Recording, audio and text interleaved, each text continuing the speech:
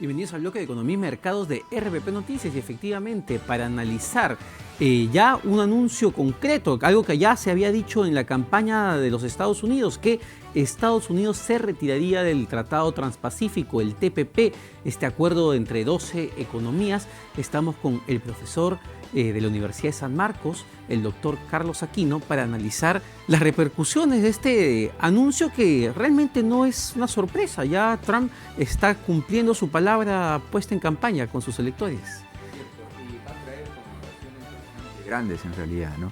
Bueno, primero, ¿qué es el TPP? El TPP es un acuerdo comercial, en este caso entre 12 países, donde han acordado pues eliminar las barreras al comercio de bienes y servicios entre ellos. Ahora, el TPP es muy distinto al resto de tratados de libre comercio. Hay actualmente como 400 tratados de libre comercio. Solo el Perú nomás tiene 25 TLCs, ¿verdad?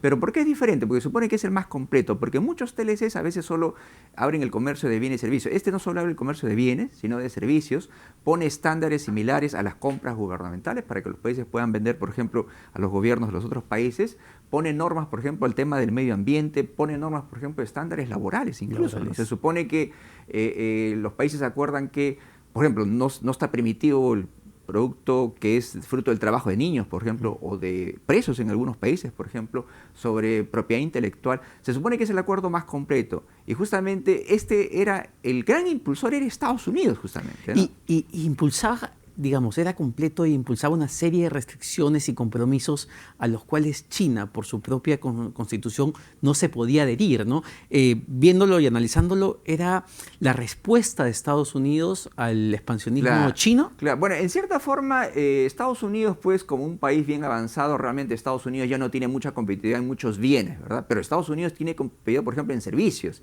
Sus empresas son muy grandes, entonces quieren invertir sin ninguna restricción o pocas restricciones en los países en el mundo, ¿no?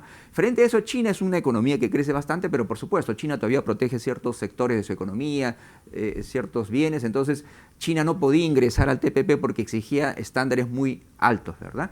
Pero no olvidemos que el TPP no es solo un acuerdo comercial, en realidad era parte de toda una estrategia de Estados Unidos, implementada hace 4 años por el presidente Obama, de involucrarse más en el Asia-Pacífico. El Asia-Pacífico es la región que más crece en el mundo, las economías que más han crecido, crecen y crecerán. Entonces Estados Unidos quería tener presencia en ese lugar. ¿Cómo? A través de 2 ejes, ¿verdad? Uno, por supuesto, involucrar la mayor parte de los países del Asia-Pacífico en este esquema, donde los estándares se supone más avanzados los estaba fijando Estados Unidos, y por supuesto también incrementar su presencia militar ahí como una forma de balancear, pues como comentamos, el incremento de la influencia china. Pero definitivamente si el TPP no va, no es solo un impacto económico en realidad. Muchos temen que este sea el comienzo de la retirada de Estados Unidos de Asia, tal como en realidad el ahora futuro presidente Trump lo dijo, ¿no? Pero ¿tendré esto un real sentido? Porque claro, yo cierro mis mercados no solo para impulsar mi industria interna, también voy a tener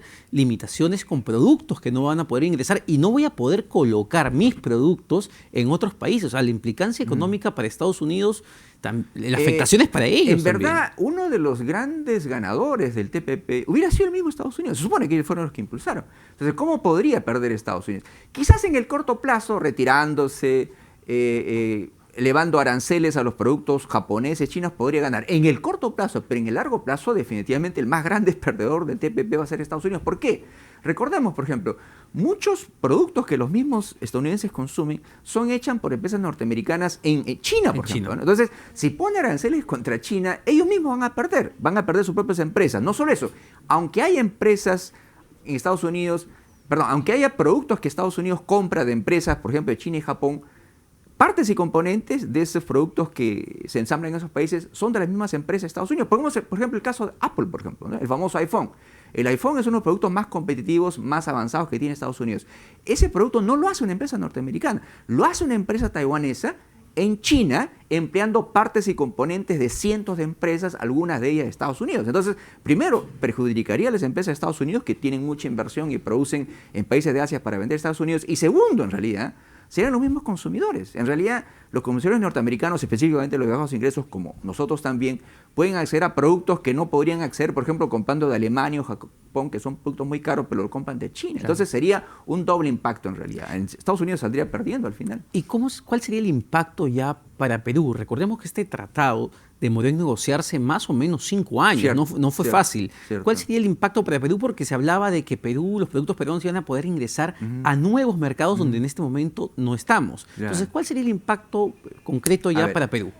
Si el TPP no va, en realidad los grandes perdedores, el Perú no sería un gran perdedor, vamos a analizar por qué. Sería Japón, ¿no? Porque quería que Estados Unidos abra su mercado, Vietnam, porque enfrentaba muchas restricciones en el mercado de Estados Unidos, y Malasia, ¿no? Por eso lo ha dicho el primer ministro japonés recientemente, si un TPP sin Estados Unidos tendría poco significado. En el caso del Perú, analicemos, a ver, en el caso del Perú, el Perú tiene un tratado de libre comercio con Estados Unidos. Claro, por supuesto, con el TPP nos abrirían las puertas un poco más. Las ganancias que en realidad obtendría el TPP, con el TPP el Perú sería que abriría un poco más el mercado que tenía con Japón, por ejemplo. Si bien es cierto, tenemos un tratado de libre comercio con Japón, pero con el TPP Japón nos abriría un poco más las puertas. Pero, por ejemplo, con el TPP nosotros podríamos tener tratados que no tenemos con Malasia, por ejemplo, con Vietnam, por ejemplo, con Nueva Zelanda, Australia y Brunei. Entonces, quizás el impacto inmediato para el Perú no lo sea, pero sí, podríamos perder. Pero claro, ahí está lo que dijo el presidente Kuczynski, lo que se dijo en la reunión de líderes hace 2 días en el APEC, ¿no?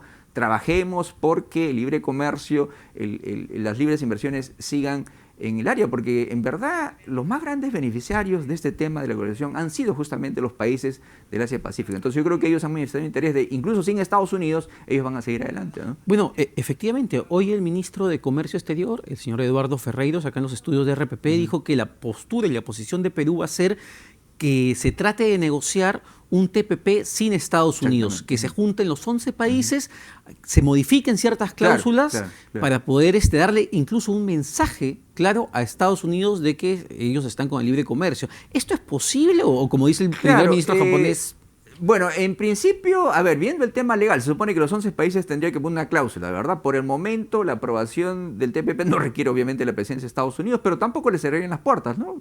Quedan ahí en stand-by, si Estados Unidos quizás en el próximo gobierno o Trump después decide volver, sería. Ahora, el tema es obviamente la propia aprobación, ¿no? De los 11 países que quedarían en el TPP, Japón ya lo tiene prácticamente aprobado porque el partido de gobierno es mayoría en el Congreso. Nueva Zelanda también está en ese camino, Malasia parece que ya lo aprobó. El problema es que los otros gobiernos los aprueben, ¿no? Claro, es cierto, el gran premio era el mercado de Estados Unidos, pero los otros 11 países podrían tratar de hacer un acuerdo entre ellos, ¿no? Muy rápido para terminar, ¿qué representa, digamos, este anuncio en un contexto donde China viene y da anuncios de apertura comercial, Claro, de influencia? cierto. ¿Qué representa esto a nivel geopolítico? Sí, no, esa es un gran paradoja, cambio, ¿no? en realidad. En realidad, el mundo estaba observando ya un cambio de poder desde Occidente al Oriente. Eso está, obviamente, acelerando esto. Estados Unidos, por su propia iniciativa, está diciendo, ¿saben qué? Yo no quiero competir en Asia, no quiero competir en el mundo, me retiro. Y obviamente China, deseoso.